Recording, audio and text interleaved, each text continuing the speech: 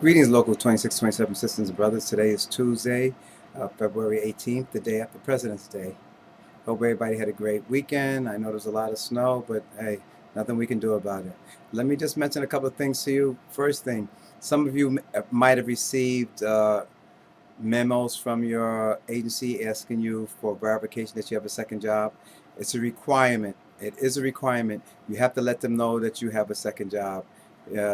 I guess that way they can verify that it's not a conflict. You're at your second job when you should be working at your desk, meaning that your second job starts at 5 o'clock and you don't get up until 5. How can you actually be there? If you have a private job, I mean, you're in business for yourself, then that's a different issue.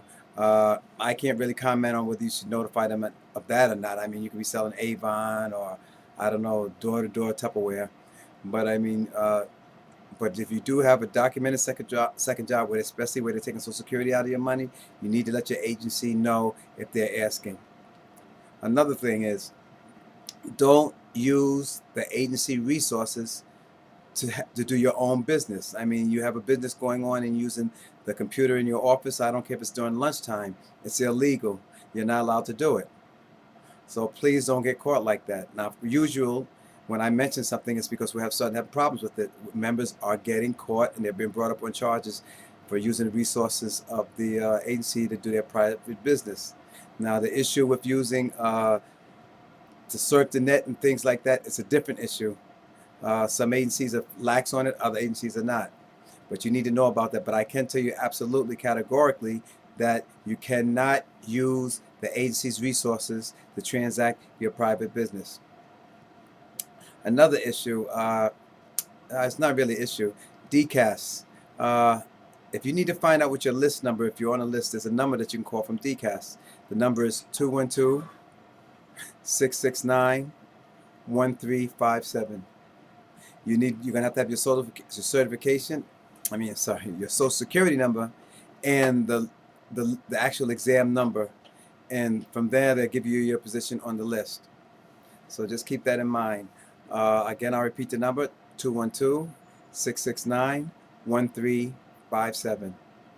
Now there seems to be two supervising computer service tech lists out there. Well, one list. There seems to have been two exams, 3056 and 3540. I received a list of the people who took the exam 3540. It shows me the list number and what agencies are calling these people. So I just want to make people know there's a distinction. I had forgotten, or I wasn't aware of the first one, which is 3056. So there are two supervising computer service. There were two supervising computer service tech exams given, 3056 and 3540. So keep that in mind if you're making inquiries about it. And from my understanding, there isn't a list yet for the 3056 exam. You should start getting your notification of where you should appear or how you should take your computer aid exam that's coming up on February 22nd. If you haven't, you need to contact DCAS ASAP. Remember, we don't have that information, and if we did have that information, we wouldn't give it to you because we don't want to be responsible of possibly DCAS changing the address or the time or something like that, and we're not aware of it. We send you to the wrong place. So please, if you haven't received anything from DCAS yet, and a notification, then you need to make sure that you call them as soon as possible. The number you should call is on the bottom of the exam, the filing for the exam. DCAS is asking for people to be part of their test validation board. They need 3 people who are permanent computer aides, because they feel that they're going to be people who are going to dispute some of the results, and they want people who are already in the title who knows things about it.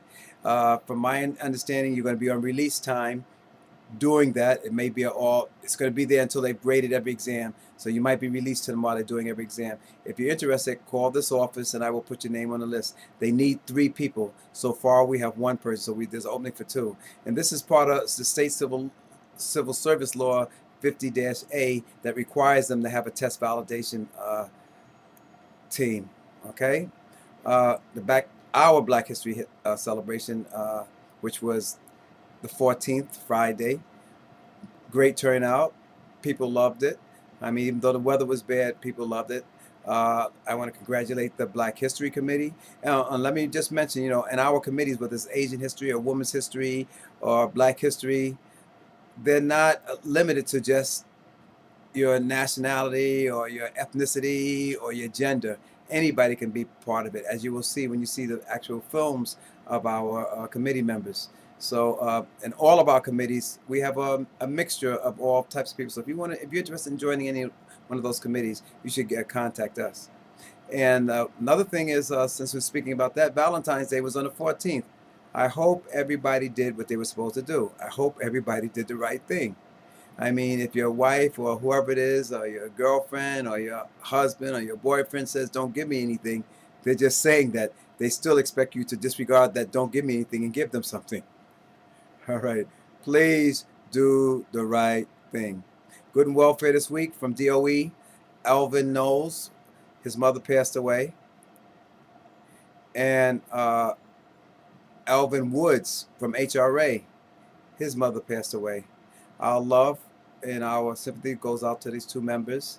And till I talk to you soon, this is Robert Ajayi. Have a good one.